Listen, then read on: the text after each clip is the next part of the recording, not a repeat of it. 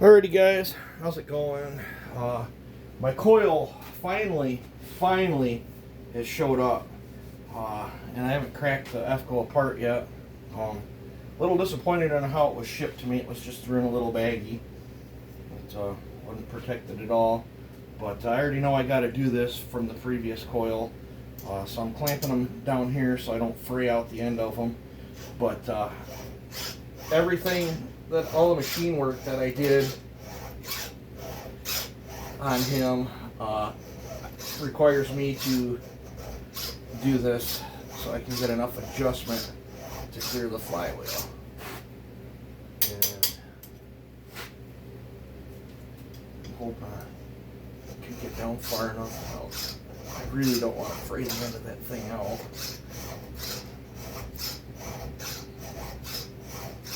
I don't know what size this file is. It's teeny weeny. It's double cut though. I don't know if the camera will pick it up. I don't even know where I got it from, but it is double cut. It's cutting really fast.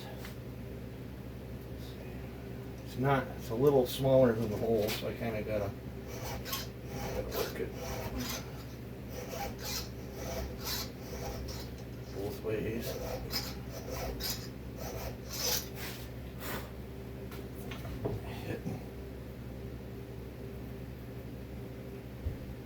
There's not much.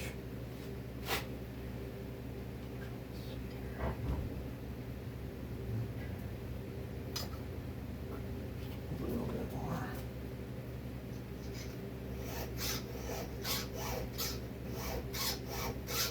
This shouldn't hurt the coil any.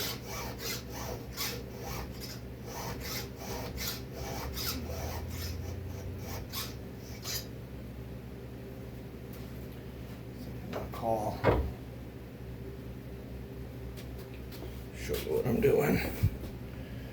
See how that's elongated and how short the top one is. Now I got to do the same thing to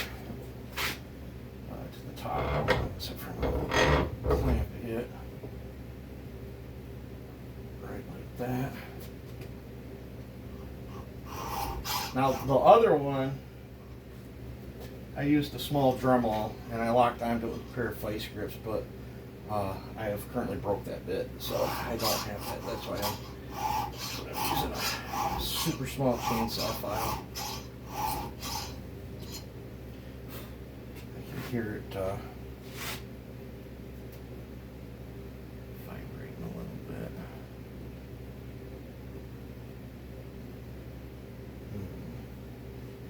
Almost wondering if let me get a pair of vice grips.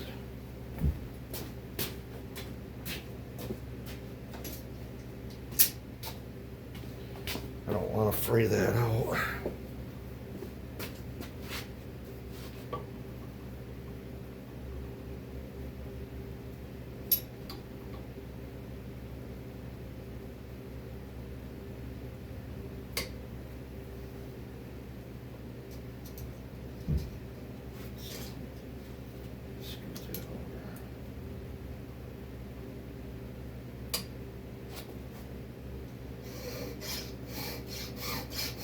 Yeah, I'm not hearing it.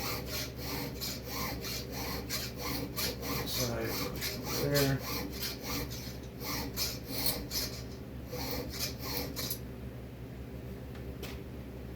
I want to make sure I'm not filing into the coil.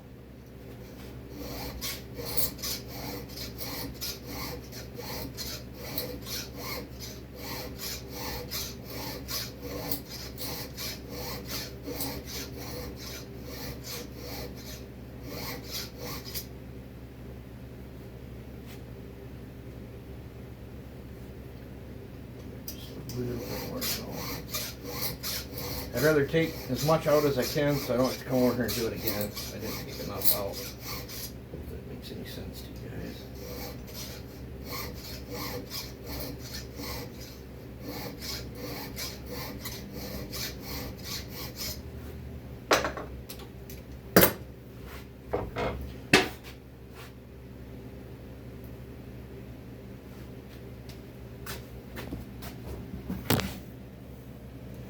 Alrighty, I'm gonna pause you.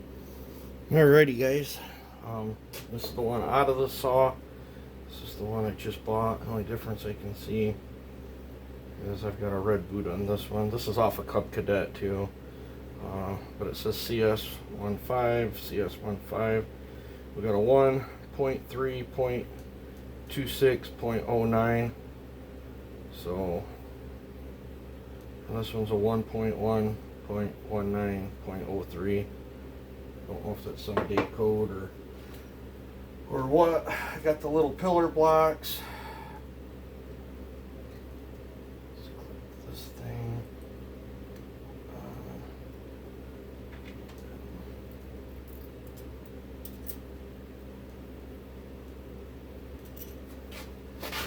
Set these down so I don't knock them little pillar blocks off. Started. Business card.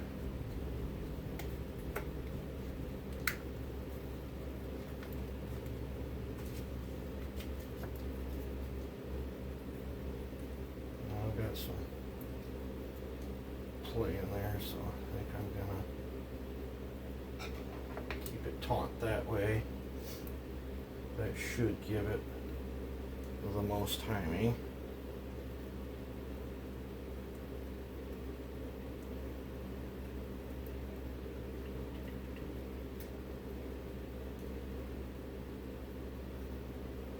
Over tighten it and break them little plastic. I think they're Bakelite. The little insulators.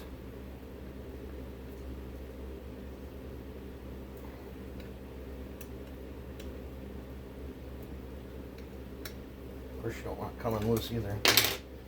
Coming in contact with the flywheel. So I think we're good there. Let's throw the coil.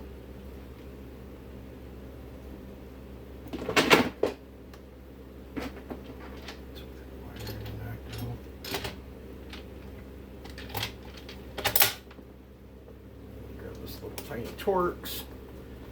I'm hoping this is gonna fix this thing. Pull the carburetor off yet too. Put the carburetor in. I should have done that the other day, but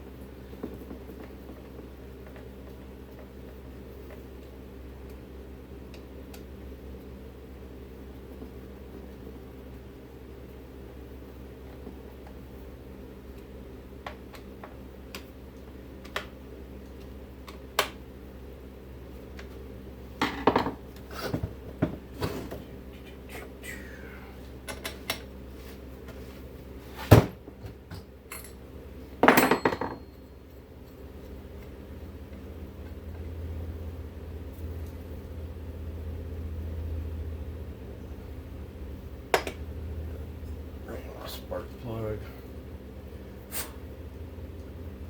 right here, maybe.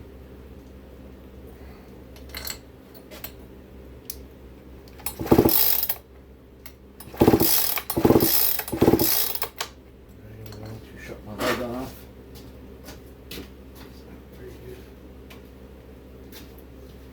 Not a very good sign so far.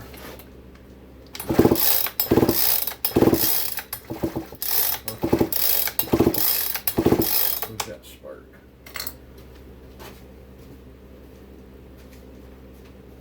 We've got sparkage, so I can live with that.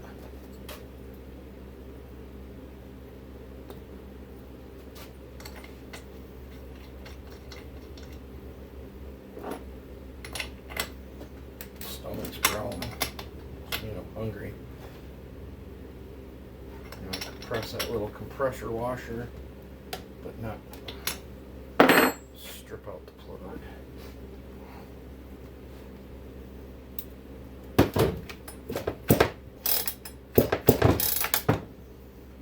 Alright, now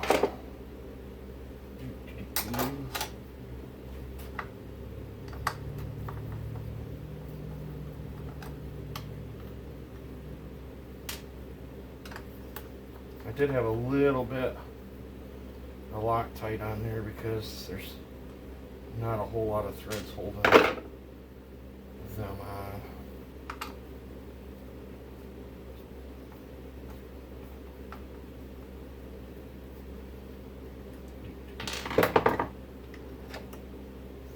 In case you guys haven't seen, a lot of work went into this piece. Whole lot of work. Pull this off, flip the wire down.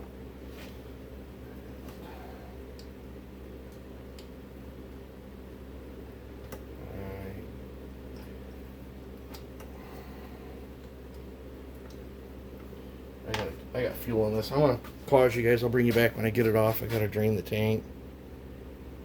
Alrighty guys, I lied. I didn't have to dump the fuel. I found my little set of hemostats, so I was able to pop the carb off, and then I just threw diaphragms in because I'd already cleaned this carburetor. I didn't ink with the needle and seat. Got throttle rod back in. Fuel line is hooked up, but looks kinked. So I'll have to check that here in just a second. It is. So let's see. Can I unkink that? What exactly?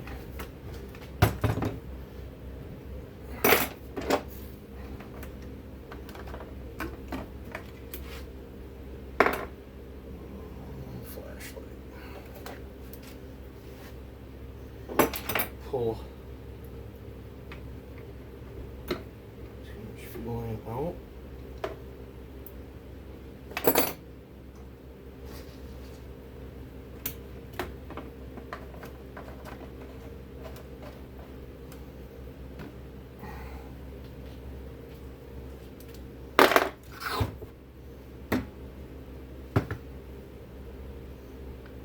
It is still kinked.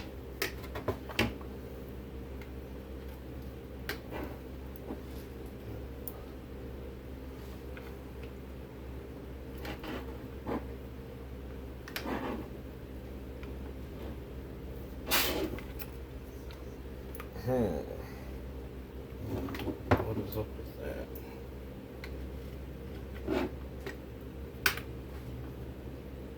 I gotta pull my fuel line through.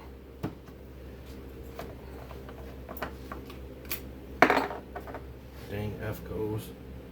Now what did I just do with my flashlight?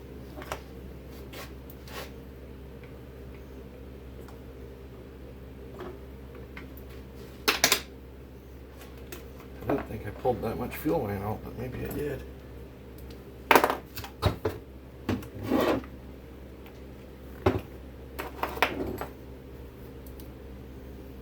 Okay, straight shot out of the tank, straight shot into the carb. Looking good now. So let's throw the choke in there. Back down.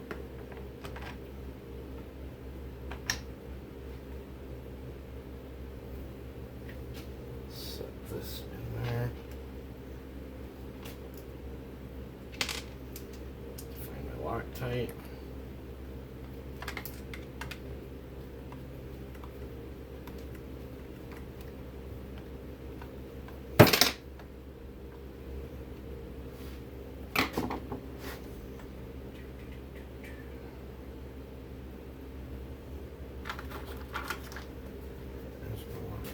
This is just blue stuff. I don't want that one.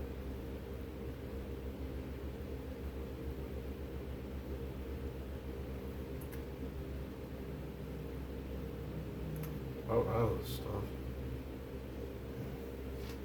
A little bit of blue in there.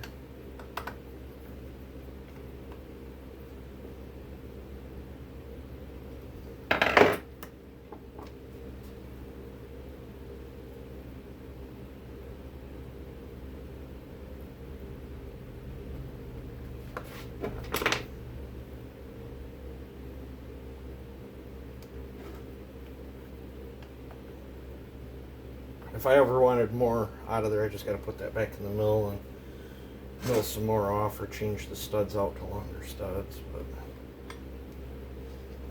I really don't think I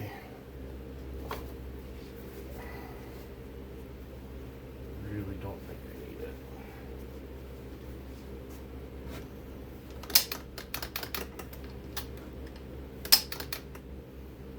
Alright. Let's flip up my cob job kill switch here.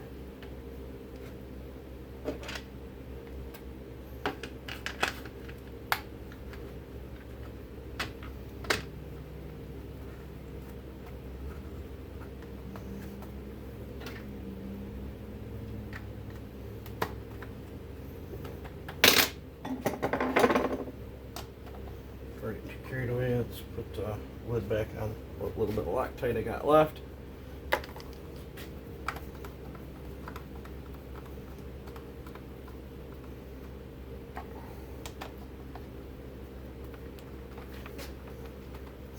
I was thinking about, for the IntelliCarb part of that, I was thinking about putting a line in it and putting a nipple right there. But I think with this free-flowing race filter I'm running, I really don't think that's going to make much of a difference. It's more or less like a work saw thing. As the filter gets plugged up, the carburetor can sense how much suction's being put on it due to the restriction on the filter, and then it can adjust and fuel as needed. Essentially, as the filter gets plugged up, it leans the carburetor out more and more at a given rate. Alright.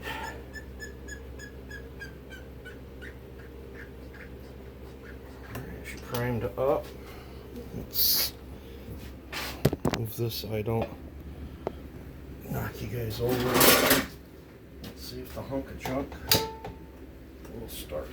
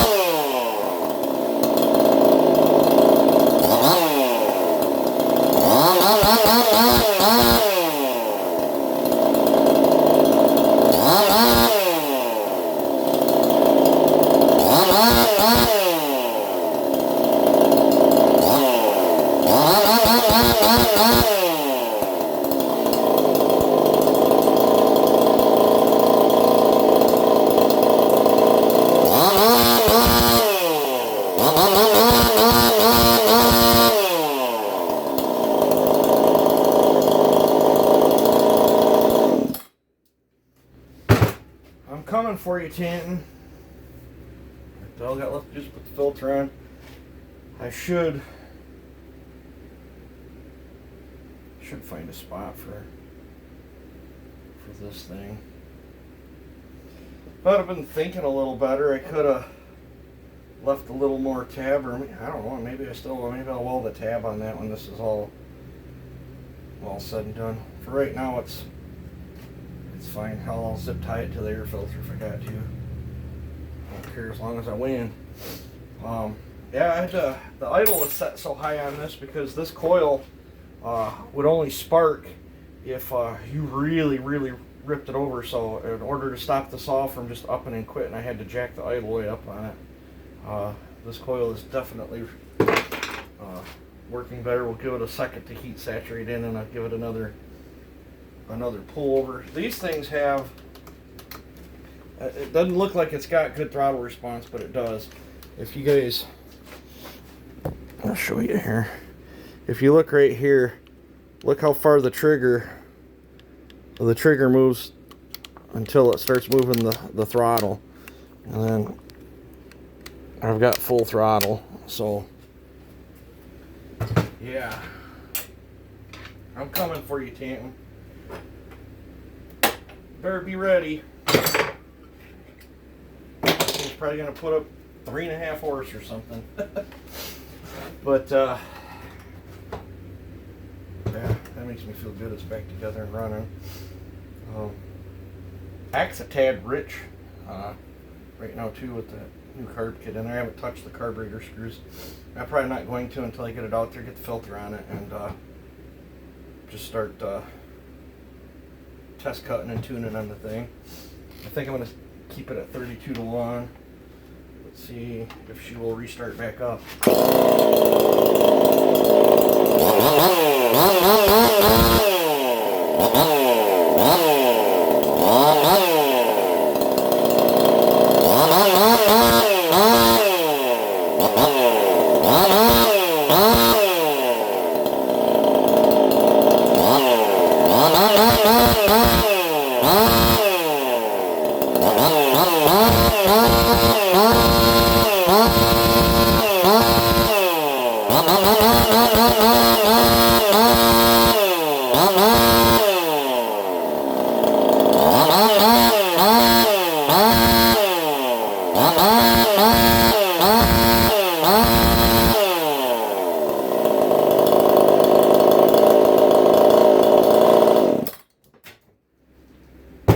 She's vibrating things around the shop. Stuff's falling off the shelves.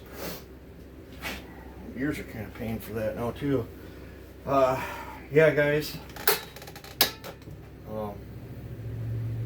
I think in the hands, I think that's the best it's ran so far. So, yep, maybe tomorrow, if all goes good with that, I can get this out there and beat the snot out of it on some test wood. It rained, it warmed up, and then it rained, so all the bad white stuff's gone, but it's a little bit muddy. So maybe it'll be nice tomorrow when I can go test run this thing.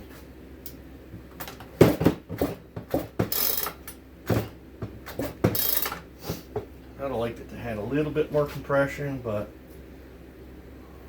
a bunch more machine work.